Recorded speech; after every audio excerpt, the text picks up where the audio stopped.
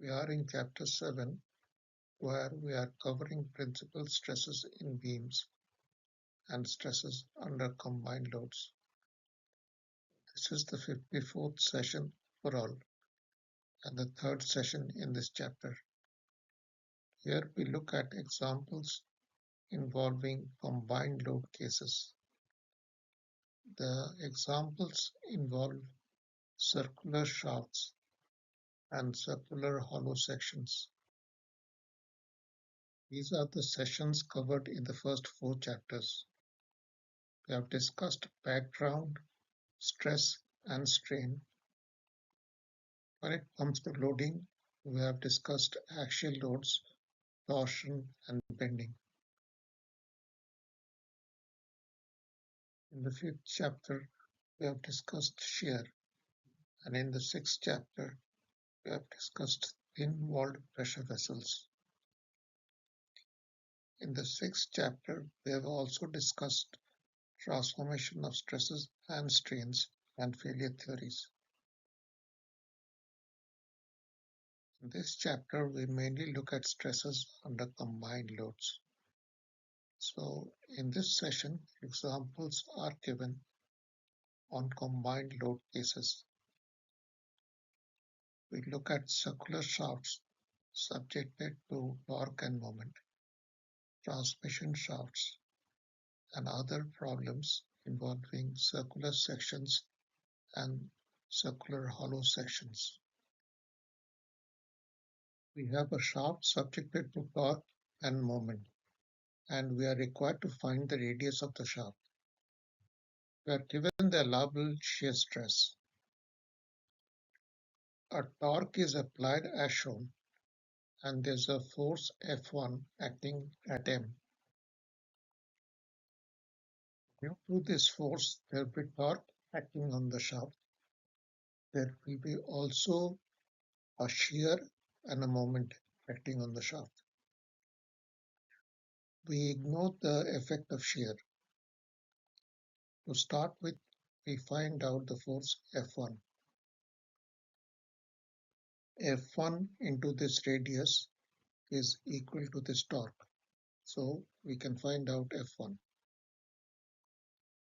This is a loading diagram of the shaft, and we find out the reactions at O and P.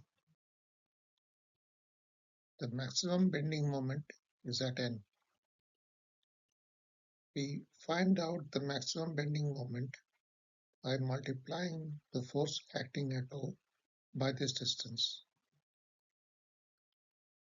We do not know the radius at this stage, so we find out the bending stress at N and the shear stress at N in terms of R. This is the diagram of variation of torque. Tau max is given by this formula. Sigma y at N is 0.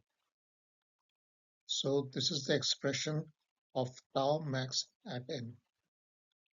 We substitute sigma nx divided by 2 and tau n xy.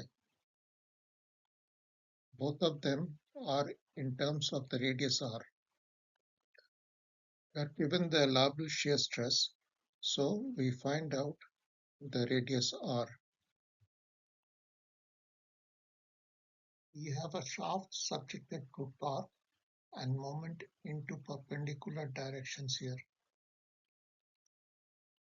The maximum shear stress is given and the radius of the shaft is given. We are required to find out the maximum values of F1 and F2. To start with, we find a relation between F1 and F2. The torque is the same, so F1 multiplied by the radius of this disk is equal to F2 multiplied by the radius of this disk. So we get F1 in terms of F2.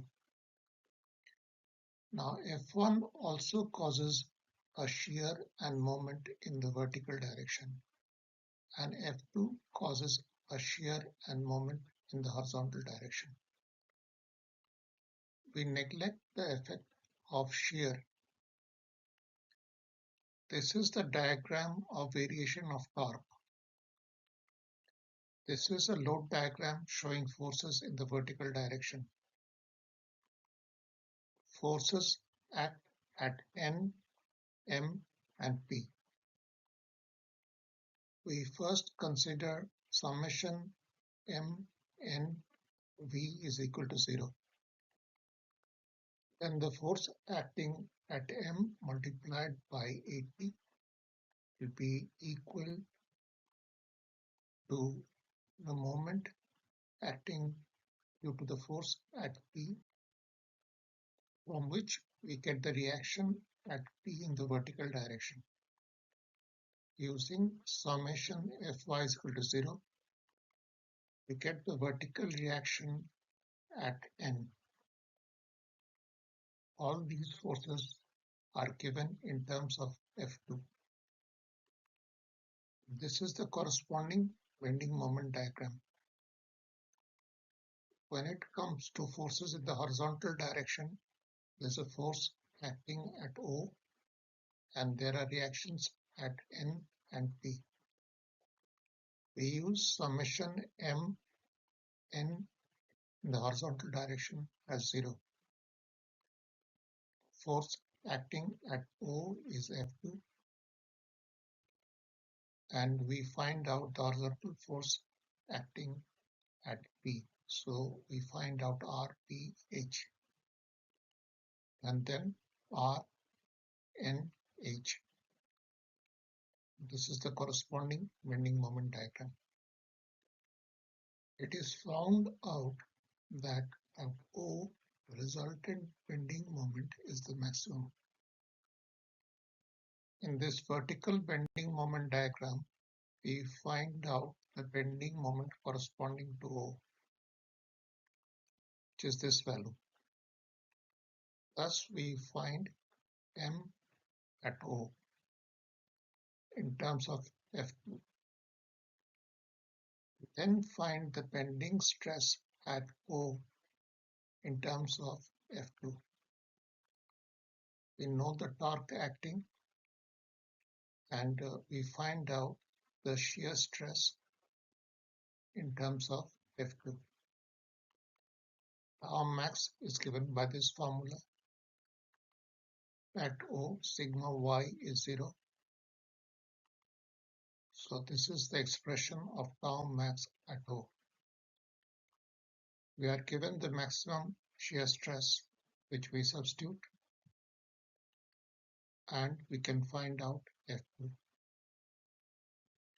Using the relation between F1 and F2, we can find out F1. We have a shaft subjected to torque and moment in two perpendicular directions. We are given the maximum shear stress and we are required to find out the minimum value of the radius of the shaft. The values of these two forces are given, and to start with, we find out F2. Equating torque, we find out F2. So this is the diagram of variation of torque. These two forces will cause shear and moment in the shaft. F2 will cause shear and moment in the horizontal direction. We neglect shear both in the vertical and the horizontal direction. This is the vertical loading diagram. The reactions are at M and Q, and by taking moments, we find out the reaction at M and Q. Hence, we get the corresponding bending moment diagram. When it comes to horizontal forces, F2 is resisted by reactions at M and Q. So this is the loading diagram horizontally. By taking moments, we find out the reaction at M and Q and the corresponding bending moment diagram. We find out the resultant moment at O and P.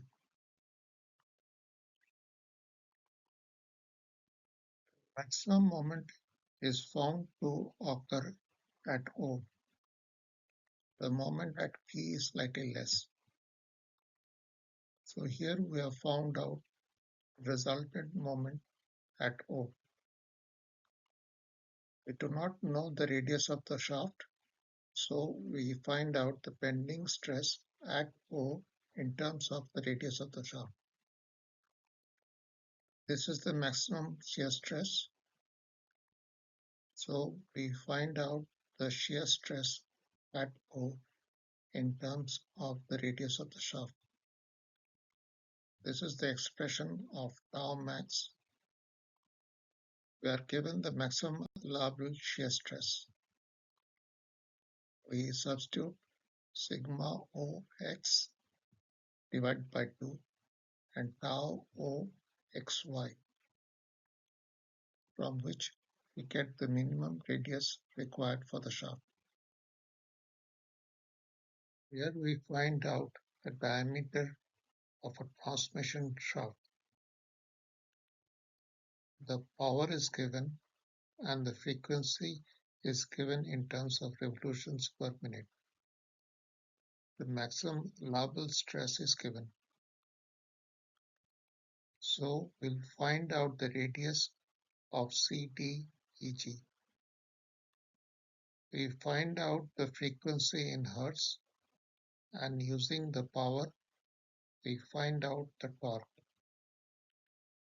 Hence, we determine the force P1 and P2. P1 will cause a shear and a moment in the vertical direction of CDEG. P2 will cause a shear and moment in the horizontal direction of CDEG. This diagram shows the variation of torque. This diagram shows the vertical loads. We use summation mg is equal to 0 and we get the vertical reaction at C. So we get RCV.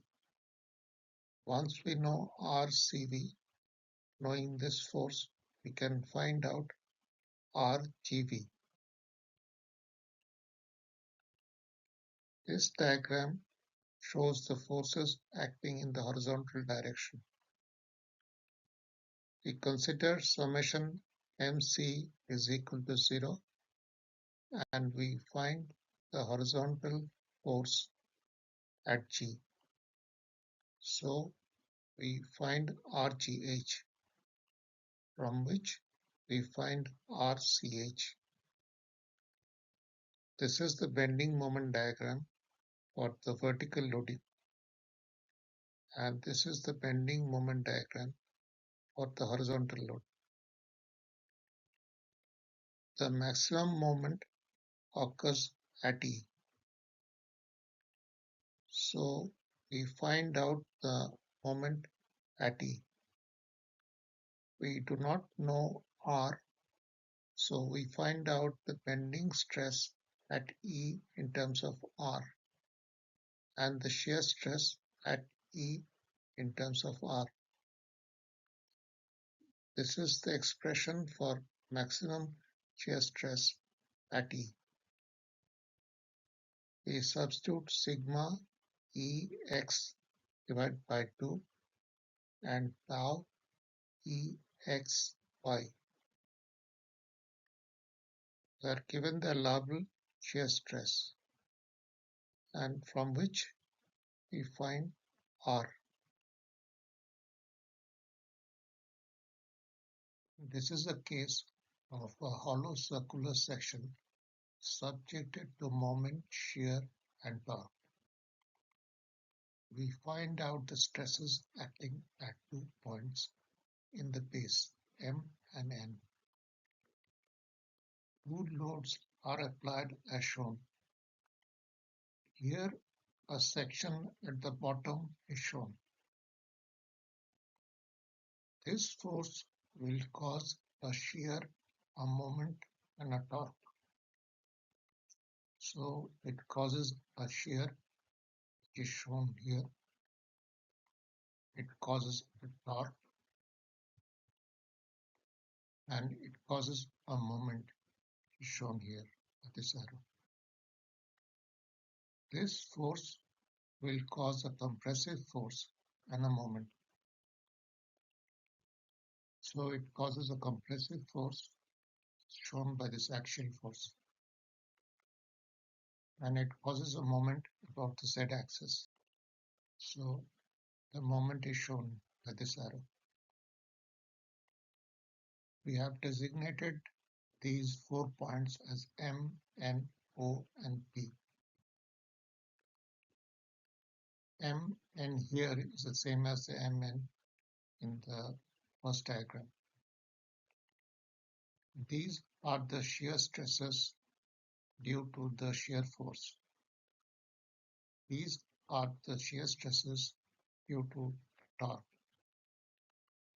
These are the bending stresses about the z-axis, so this arrow. These are the bending stresses about the x-axis, so this arrow. These are the compressive stresses which act on all the 4 points. So if we consider point M, then point M will not be subjected to shear stresses due to the shear force. It will be subjected to shear stresses due to torque. It will not be subjected to bending stresses due to the 2.7 kilonewton load. It will be subjected to bending stresses due to the 1.8 kilonewton load, and it will be subjected to compressive stresses. Point N will be subjected to shear stresses due to the shear force, will be subjected to shear stresses due to the torque, will be subjected to bending stresses due to the 2.7 kilonewton load, will not be subjected to bending stresses due to the 1.8 kilonewton load, and will be subjected to compressive stresses. So we have found out the normal stresses and the shear stresses separately. The compressive stresses due to the axial load is found out here. The bending stresses due to 2.7 kilonewton load about the z-axis is found out here. The bending stresses due to the 1.8 kilonewton load about the x-axis is found out here. The shear stress due to torque is given here. The shear stress due to the shear force is given here. We earlier determined Q for a semicircular ring and as such obtained this formula. Point M is subjected to negative compressive stresses and positive stresses due to moment due to the horizontal load. So we get the net normal stress. Point N is subjected to the compressive stresses and moment corresponding to the vertical load, and this stress is negative. So we get total normal stress as negative. Point M is not subjected to any shear stress due to the shear force, but it is subjected to shear stress due to the torque. So we get the net shear stress. Now at point N, the shear stress due to the shear force and the shear stress due to the torque are in the same direction. So we get the total shear stress. We have a pipe or a circular hollow section to which forces are applied as shown. The maximum stresses will be at the base, and we find out the stresses at 2 points M and N. A section is taken at the base and the forces acting are shown here. This load will cause a tensile force to act at the base and also a moment. So this is the tensile load and this is the moment which will be about the z-axis. In this diagram, the tensile force and the moment about the z-axis is shown. These three forces will cause shear and moment at the base. So this is the shear and this is the moment that they will cause. They are shown in this diagram. This is the shear and this is the moment about the y-axis. This force also causes a torque. The torque is shown in this diagram. The point N is subjected to shear stresses due to torque. Bending stresses due to moment mz. Stresses due to tension. And shear stresses due to shear force. The point M is subjected to shear stresses due to torque. Bending stresses due to moment My. Stresses due to tensile force. The normal and the shear stresses are determined here. Here we find the tensile stress due to this load. The bending stress about the y-axis is due to these three loads.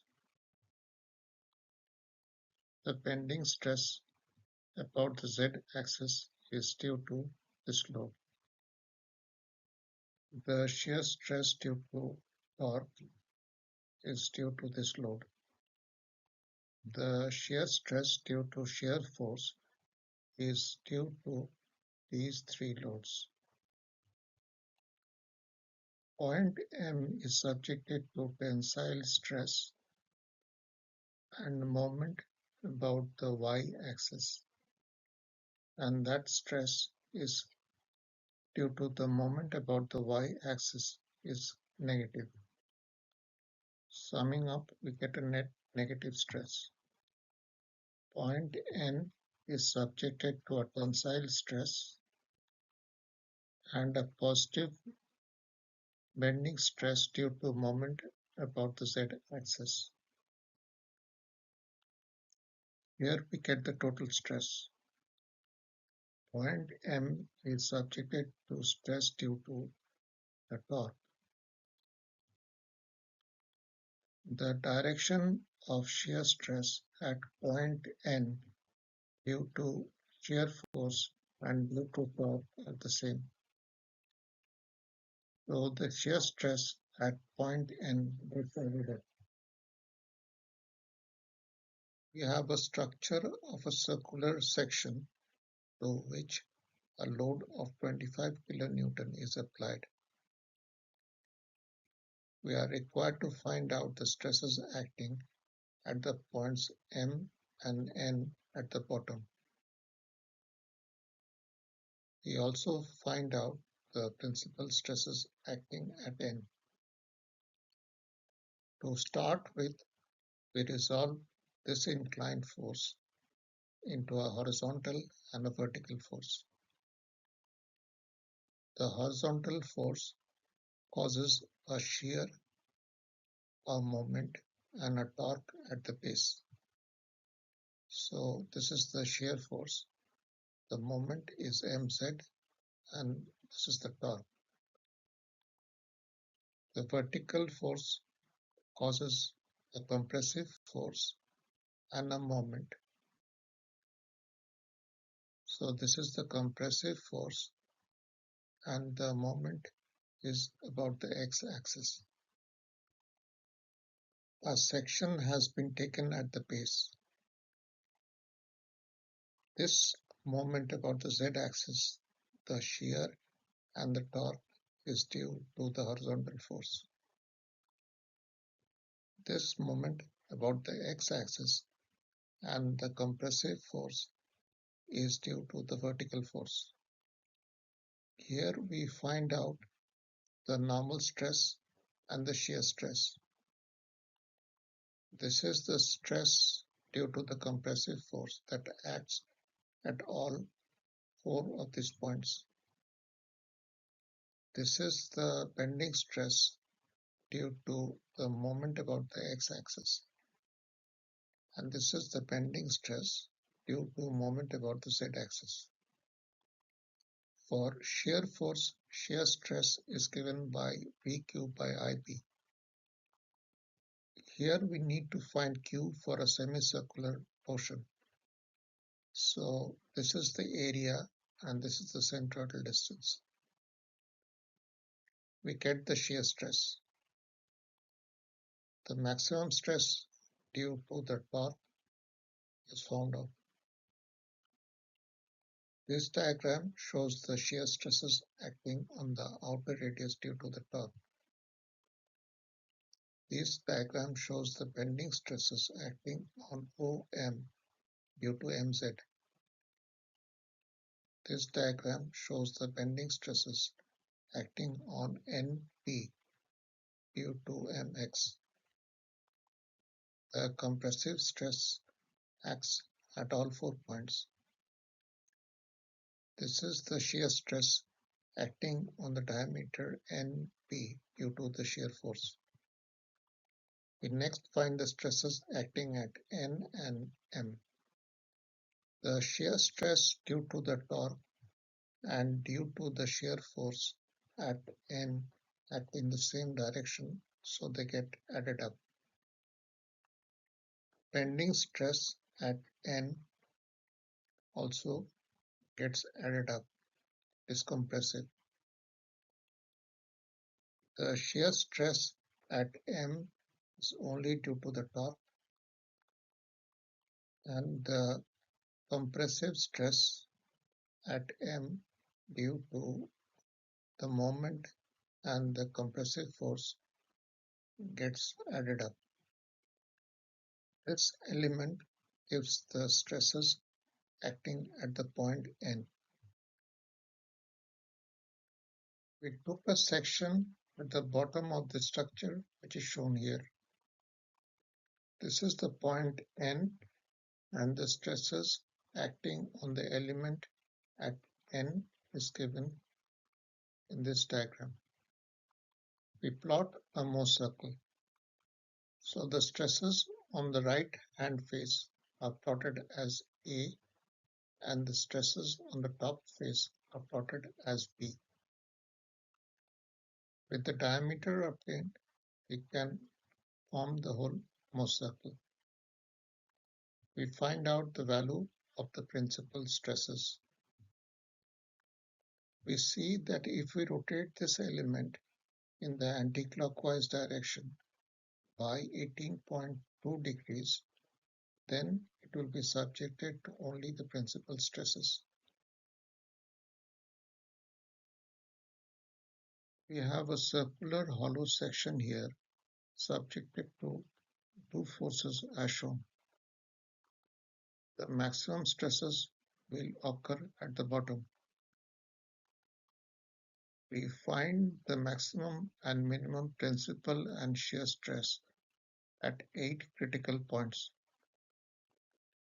As such, we can find the absolute maximum and minimum out of those 8 points. This diagram, a section taken at the bottom is shown.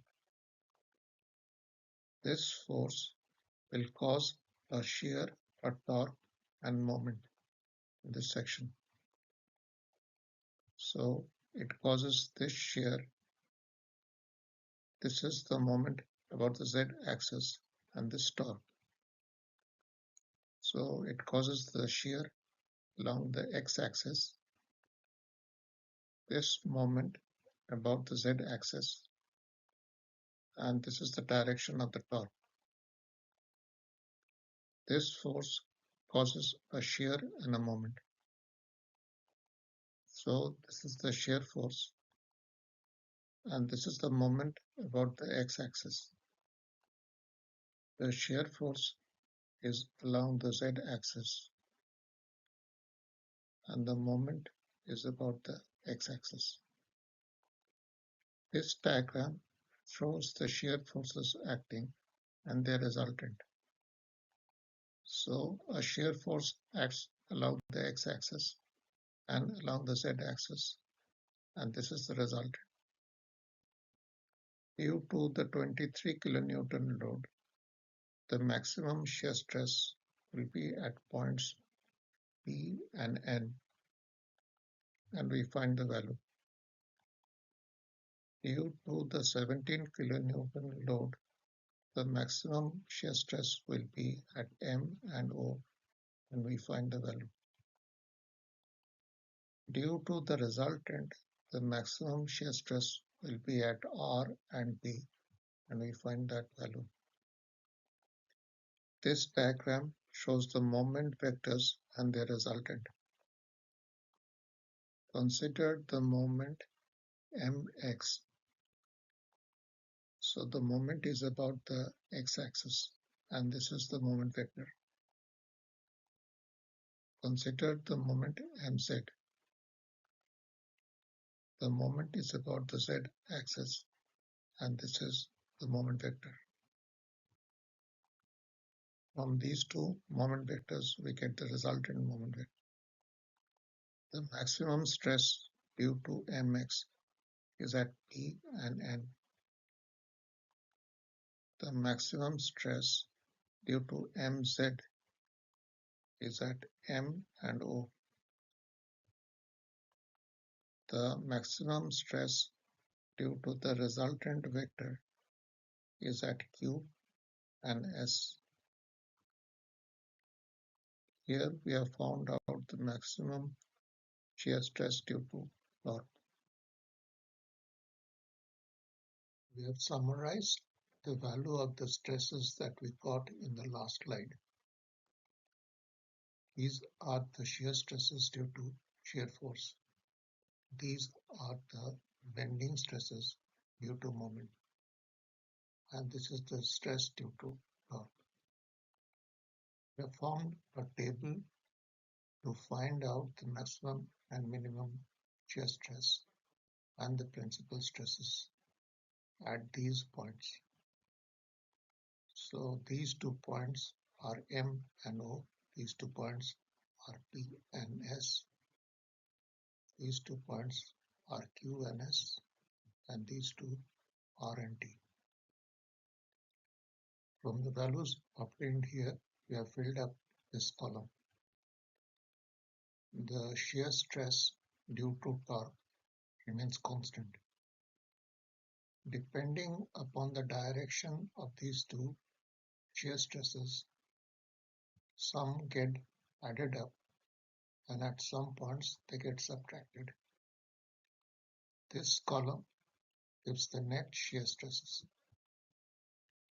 Using these values, we have filled up the column involving normal stresses.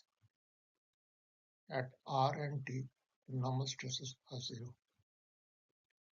This is the formula for maximum and minimum shear stress. Sigma y here is 0. In this column, we have given only the magnitude of the maximum and minimum shear stress. This is the equation of principal stresses. Using plus sign, we have found principal stress 1, and using the negative sign, we have found the principal stress 2.